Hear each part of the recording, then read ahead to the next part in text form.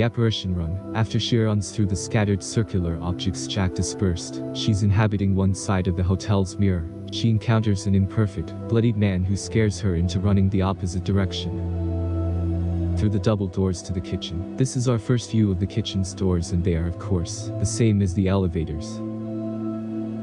This entrance solidifies the kitchen's character as a portal inside the hotel. Like the board game Clue, entrances to the kitchen improbably lead everywhere. She departs the kitchen at film's beginning to the left of the gold ballroom doors, and now enters it across the lobby, and to the right of that first entrance. There is no true spatial logic to the kitchen. It is a portal, but must be learned to follow its structure. The man has an injury that mimics Jack's by his wife, and he wears a tuxedo that Jack is about to wear inside the photo. This is an apparition made of several forms inside the film, as well as a photo come to life. As a film that was sold to Europe with the double entente, the wave of terror that swept America, The Shining is about a total hemispheric conquest of idealized forms of cosmology by Europeans. Situated in northern Colorado, the overlook is a hotel layered at right angles with Navajo and Apache art tribes far south, not near its location at a timberline. There are many tribes within distance that create equally riveting and extensive art forms. Colorado is itself named for a great tribal group, illustrated in its introduction by Blackfoot image cosmology forms. St. Mary Lake, Mountain Gods, Going to the Sun Road, located a great deal away in Wyoming. Nowhere is the tribe mentioned whose sacred burial the hotel desecrates by existing in place. Kubrick even ends the film with a sublime reference to the curse of Chief Cornstalk, the Shawnee, an eastern tribe.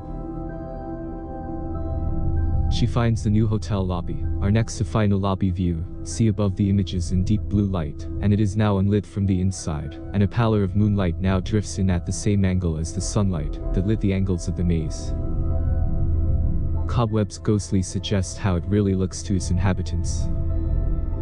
What it looks like when it is purely shining, the dead still in place, cobwebs connect the skeletons. Even Grady is there with his hairstyle. The mirror visible without a mirror, the withdrawal of its lit power.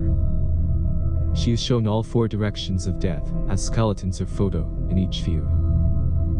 Danny is shown walking backwards, tracing each step. He walks away from where Jack will be lost, the center of the maze. He disappears from view. Jack is easily fooled by his son's unfinished footprints.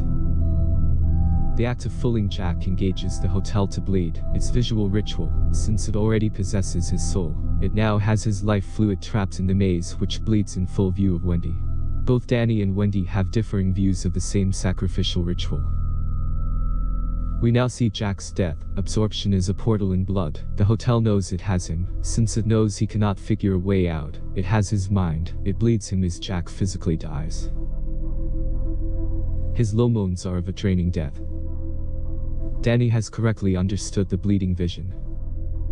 He's seen the future through his mother to plan for this moment. Kubrick subtly shifts the center orientation of the elevator's face to show us the single red shape of the elevator door. It is the monolith in red, dead center.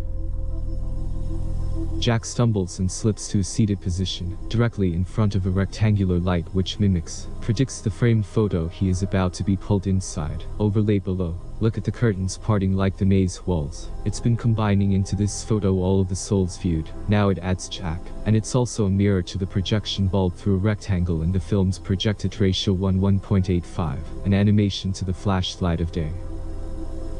He sits like the lobby's skeletons Wendy just ran from. Kubrick is flowing all scales and states into this final shot.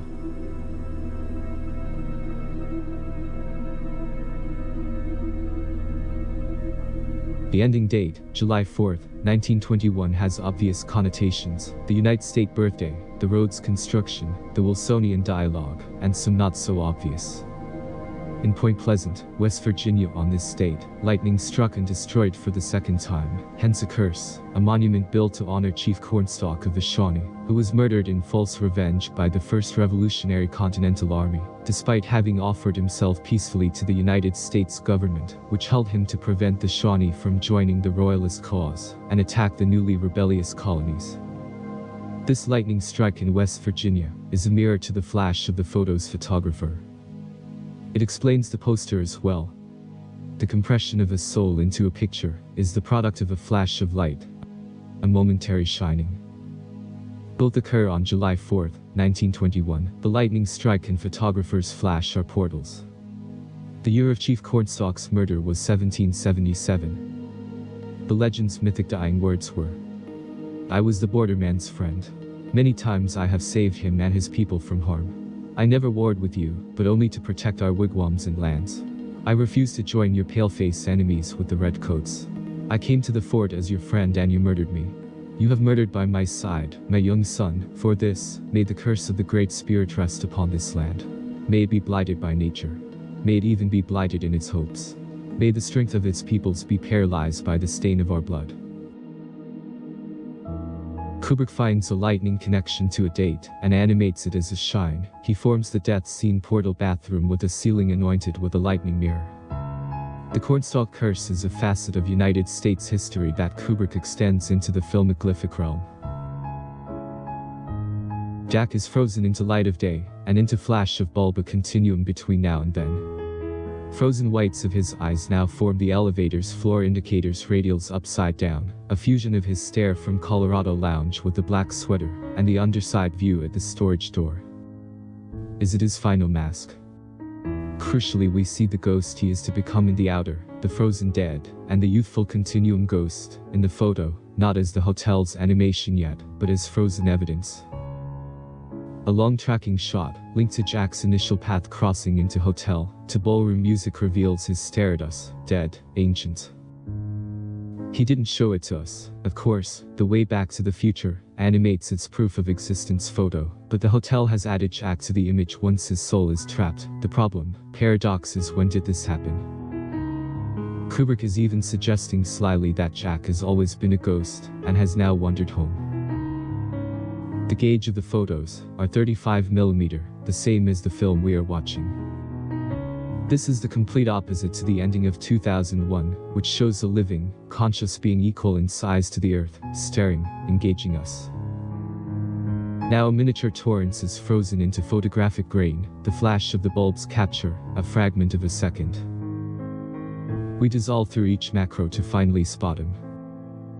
Time compresses beginning to end, from the limitless interview to month to day to hour to this flash.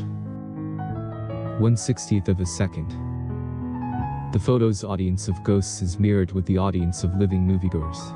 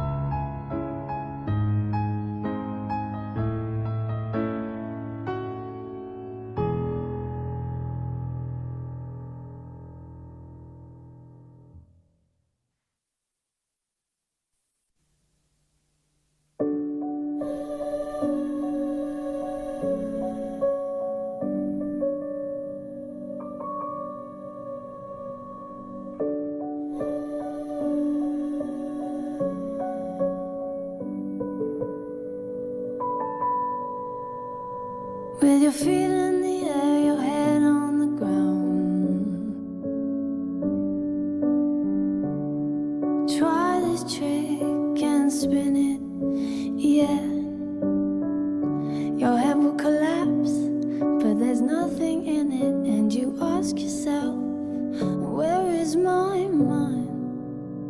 Where is my mind? Where is my mind? I was swimming in the Caribbean, animals hiding behind the